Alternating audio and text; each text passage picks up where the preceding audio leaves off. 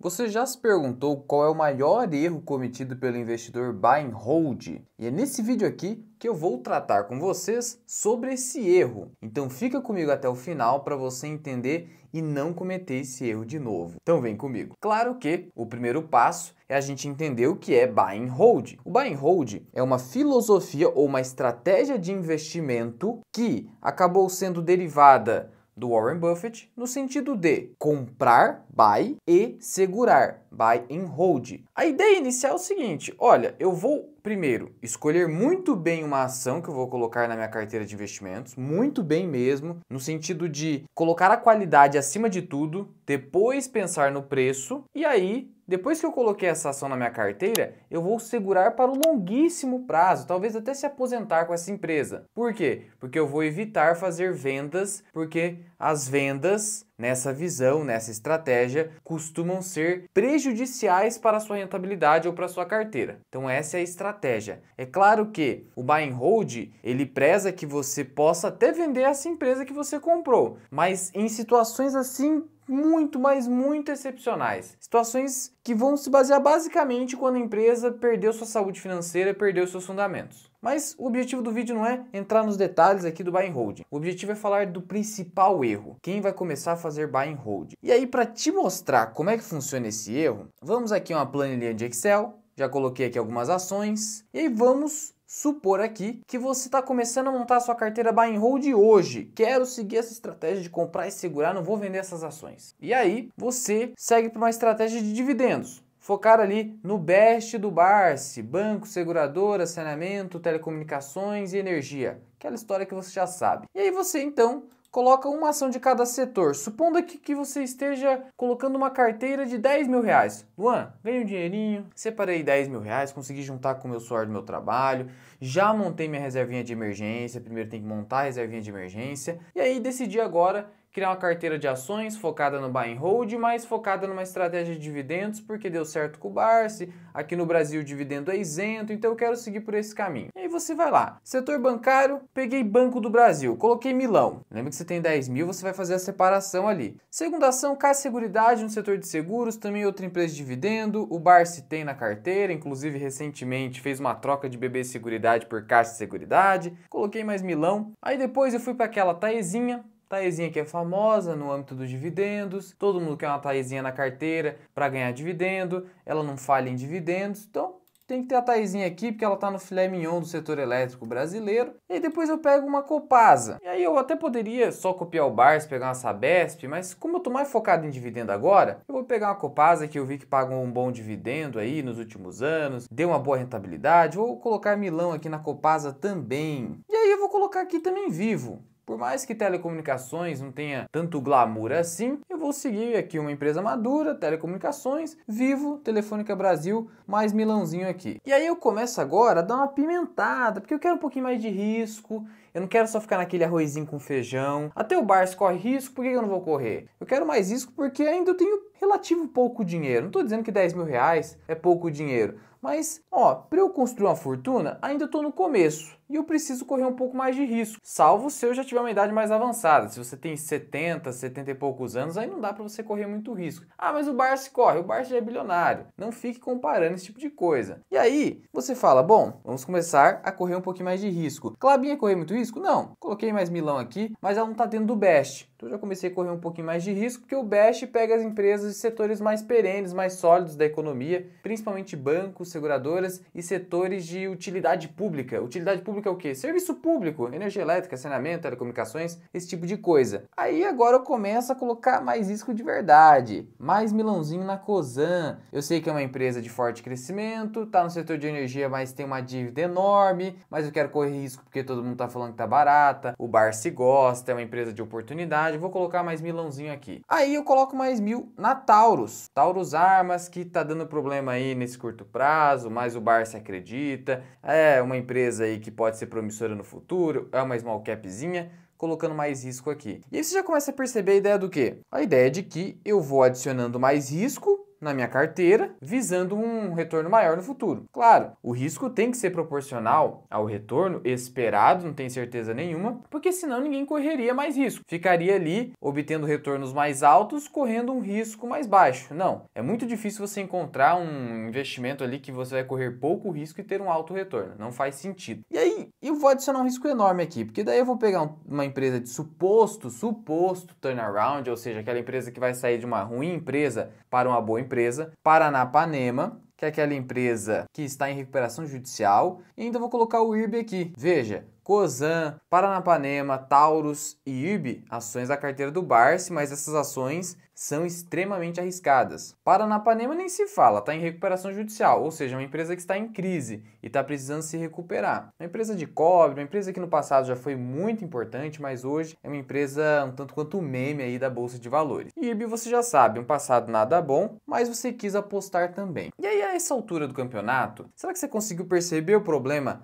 na montagem dessa carteira? E o problema foi o seguinte: eu coloquei o mesmo valor, o mesmo peso para ativos mais arriscados do que os ativos daqui de cima. Eu ignorei a relação risco-retorno, no sentido de, tá, eu quero conseguir um retorno maior, vou correr mais risco. Só que se eu vou correr mais risco, eu preciso ter uma exposição àquela empresa menor. Então eu deveria ter menos dinheiro nessas empresas. Só que aí o pessoal vai montando com peso igual. Empresas mais arriscadas e até com risco de falência muito claro, que é, por exemplo, a Paranapanema. A maioria das empresas em recuperação judicial acabam quebrando, nunca se recuperam. Então, qual que é a chance dessa carteira dar certo? Claro, mesmo que todas essas empresas aqui caiam um monte, elas caíram um monte, mesmo que eu perca muito dinheiro nessas empresas, as outras maiores podem compensar. Mas será que eu não corri um risco exagerado? E se todas essas falharem, e aí eu acabar tendo uma performance, um desempenho menor do que a renda fixa, menor do que o CDI, simplesmente porque eu coloquei muito dinheiro em empresas muito arriscadas? E se elas realmente forem empresas com um alto potencial de retorno, vai multiplicar várias vezes o meu dinheiro, eu deveria colocar um percentual bem menor, não o mesmo percentual das outras ações mais seguras, mais maduras, que pagam bons dividendos. E aí veja, perceba, não faz sentido eu colocar a mesma quantidade de grana que eu coloquei em empresas maduras, boas pagadoras de dividendos, como eu falei para vocês, colocar nessas empresas aí que muitas vezes é pura especulação. Vamos ser sinceros aqui, ninguém sabe o que pode acontecer com essas empresas de verdade. Então o erro do investidor buy and hold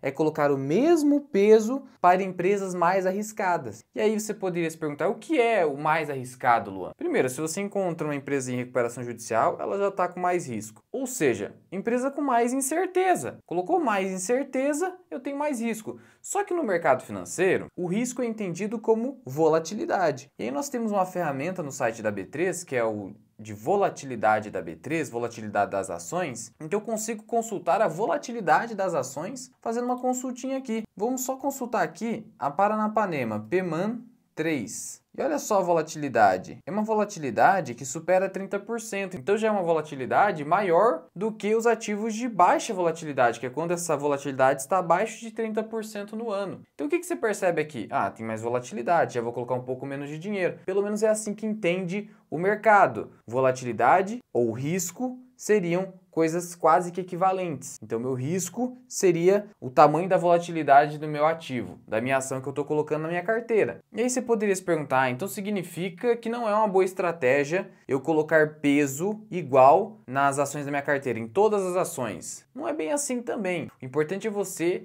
considerar o retorno ajustado ao risco que você está correndo. E aí vale trazer aqui para você um indicador que é muito utilizado para avaliar fundos de investimento, que é o indicador índice de Sharpe. O que é o índice de Sharpe? Nada mais é que o seguinte, eu vou pegar ali o retorno que o fundo entregou, eu vou descontar o retorno da renda fixa mais básica de todas, ali o CDI, aí eu vou ter um retorno final, eu vou descontar pela volatilidade, que é o risco, é o desvio padrão. É isso que o pessoal considera no mercado. E eu vou ter um resultado. Isso vai mostrar o que pra gente? O retorno que aquele ativo deu acima da renda fixa, acima da taxa livre de risco que o pessoal fala no mercado. E aí eu vou descontar pelo risco, que é a volatilidade. Deixa eu só te dar um exemplo aqui de novo na nossa planilhinha de Excel. Vamos supor que nós tenhamos um fundo A e um fundo B. E o fundo A, ele entregou um retorno acima da renda fixa de 15%. 15%. Então ele entregou 15% aqui pra gente. E aí ele correu uma volatilidade de 15. Então ele entregou 15 acima da renda fixa, que é o que a gente chama de alfa, e teve um risco de 15, uma volatilidade de 15. Qual que é o resultado dessa continha? 1. Então o índice de Sharpe desse fundo A foi de 1. É um bom índice de Sharpe? Sim, quanto maior, melhor. Porque aí vamos aqui para o fundo B. Esse fundo B ele entregou um retorno maior, de 25%. Só que ele correu uma volatilidade, um risco de 40%. Quanto que vai dar aqui? 0,62. Se você olhar só para o retorno de uma forma absoluta, o fundo B seria melhor, ele deu mais retorno, só que ele correu mais risco. Então o fundo A é melhor por conta desse índice. E por que eu estou falando sobre isso? Porque é importantíssimo na hora de montar uma carteira buy and hold considerar o risco dos ativos. E aí eu preciso ter uma alocação menor, até porque, como eu já disse, se esses ativos aqui mais arriscados crescerem muito, eles vão ocupar uma posição muito grande da sua carteira. Você pode até se sentir desconfortável no futuro. Então é importante ter toda essa ideia de retorno ajustado ao risco, uma exposição menor nos ativos menores, até para que eles não se tornem um desconforto se eles realmente derem muito certo na sua carteira e se eles derem muito errado, não prejudiquem muito a sua carteira. É ter esse equilíbrio, algo que o investidor buy and hold no começo principalmente acaba errando muito. E aí, eu só quero trazer aqui para vocês o exemplo desse ETF, o BREW11, que é um ETF brasileiro que segue essa estratégia de colocar pesos iguais num portfólio, numa carteira de investimentos. Ele é um ETF que segue o índice da Morningstar, que basicamente pega ações brasileiras e coloca na carteira em pesos iguais, ao contrário do Ibovespa, que não coloca pesos iguais. O Ibovespa, ele coloca de acordo com o free float, de acordo com o volume financeiro, o volume de negociações da empresa. Então, você acaba tendo um erro aí no Ibovespa, quer dizer que a ação tem que ser líquida para estar lá no topo do Ibovespa ou ter um peso muito grande. Isso aí faz com que Petrobras e Vale ocupem uma grande parte do Ibovespa, por isso que ele é um problema. E esse outro aqui não. Esse aqui ele dá pesos iguais até para as empresas menores ali do Ibovespa. E aí, quando a gente vai olhar o retorno desse fundo no ano de 2023, foi de quase 24%, enquanto que o retorno do Ibovespa em 2023 foi de 22%, então teve uma alta maior, tá? Então, por que eu estou dizendo isso? Para mostrar o outro lado da moeda. Sim, montar um ETF, uma carteira de investimentos, dando pesos iguais, pode dar certo, deu um retorno maior aqui. E eu vou te explicar por que isso aconteceu. Mas não existe almoço grátis em economia, nem no mercado de investimentos. Em 2022, esse fundo, esse índice, caiu 8,39%. O que aconteceu com o Ibovespa naquele período? Subiu 4,69%.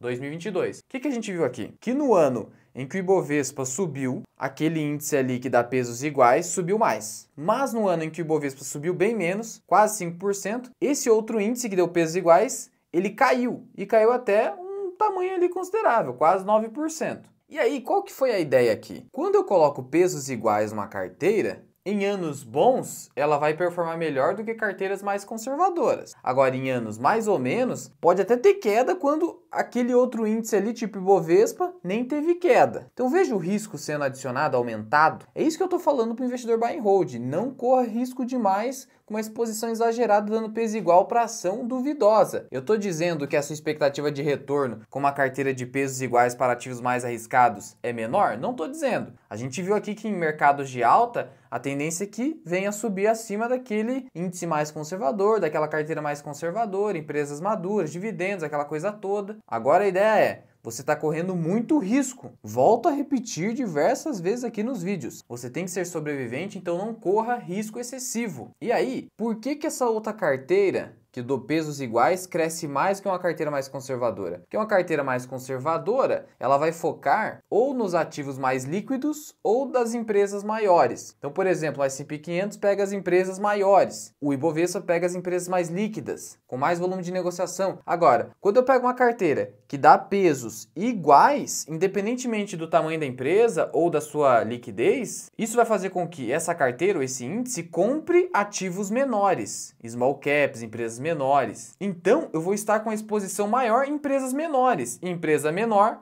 tende a crescer mais, se der certo, porque se der errado, você já sabe. Então, a expectativa de retorno acaba até sendo maior, se der certo de novo. Por quê? Porque eu adicionei muito mais risco. Mas será que você quer todo esse risco com o investidor buy and hold que quer carregar essa carteira para o longo prazo, que quer se aposentar com essa carteira? E esse tipo de erro, de não fazer essa ponderação, de sair colocando o mesmo peso, tentando seguir esse tipo de estratégia, adicionando muito risco, que pode fazer você vender demais, fazer muito giro e acabar não seguindo efetivamente o buy and hold. Então, a mensagem é essa: toma cuidado com a exposição que você tem no ativo mais arriscado. Você pode até ter, mas para você ter convexidade, ou seja, para você colocar pouco dinheiro e ter um alto retorno, tem que ser pouco dinheiro, não pode estar igual com as empresas mais maduras da sua carteira, que são o bunker da sua carteira. E claro, se esse vídeo te ajudou, clique aqui embaixo no botão de gostei e compartilhe esse vídeo com seus amigos, e não deixe de comentar aqui embaixo uma sugestão de outro vídeo, alguma dúvida. Eu tô sempre lendo aqui os comentários, vocês me dão muitas ideias de vídeo,